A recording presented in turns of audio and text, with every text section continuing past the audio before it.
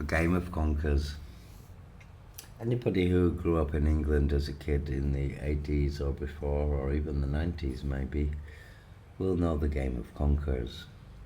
Conkers is a game you play using horse chestnuts, which you gather the chestnuts that fall from the horse chestnut tree, and you do different things. You can soak them in vinegar, you peel them of course and take the chestnut out.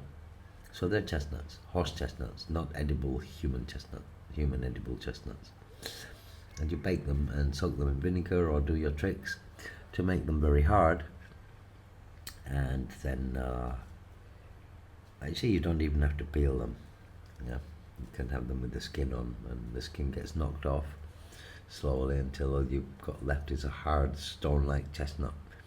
And you put a string through it, tie a knot, so you have a conker. So one of these baked chestnuts on the end of a string. And two school children or two children will each have one on a string, and you hold it, the conker in your hand and the end of the string on with the knot in the other hand, and you flick it to try and hit the other person's conker. If you miss, you lose a point and they have a shot. If you don't, you get another shot, depending on the rules you make. There's different rules in different schools and different places. So, anyway, the conkers, if some people will have a conker that has 100 wins on it, and it's rock hard. Yeah, might be chipped, but it'd be very valuable. If you know that's a 100 times winner, that conker is worth a lot. You might swap 10 of your best conkers that are not as good as that one, or not as famous, it hasn't reached 100 wins yet, for that one conker, or you might pay money for it even. Yeah, so it's high value. And so when children look at conkers in England in those days, when we looked at conkers, what we saw was actual value, like money. Like in ancient Southeast Asia, it was very hard to find bia, the seashells with 32 teeth on them. You can only find them in the ocean, in the south and stuff. And so in Laos and in the north and all around on the mainland where there was no ocean, people used the seashells as money. So if you saw a beautiful big seashell, you would know that would be worth the same as 10 seashells, and you could buy a sack of corn or rice with it. Yeah, a seashell. You see value in the seashell. And so when you're looking at your conkers, or the marble collection of your friend, or the amulet collection, or the collection of rare gold bullion coins, or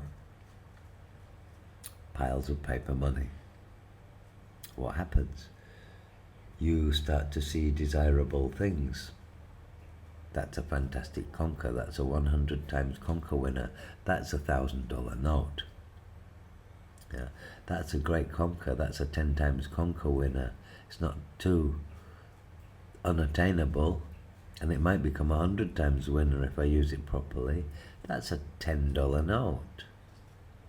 That's a brand new conker that's still soft, and I'll need to take care of it until I can possibly make it a valuable conker. Wow, that's a $5 note.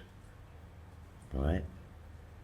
So when you look at money and you get that feeling of desire and value, remember, it's just a game of conkers. They're just conkers. You're just conditioning yourself to see them as valuable. But actually it's just a piece of paper and ink. At least the conker is something that a horse can eat, or you can play a game with. Well, money is too. You can play a game with it, because that's what it is. It's a game of conkers. There's absolutely no difference, because you can swap conkers for a can of beans, packet of cigarettes, or anything you want with your friend. Same as your best marble collection, yeah, or your coin collection, or your stamp collection, yeah. And so, what is the monetary system? A game of bloody conkers.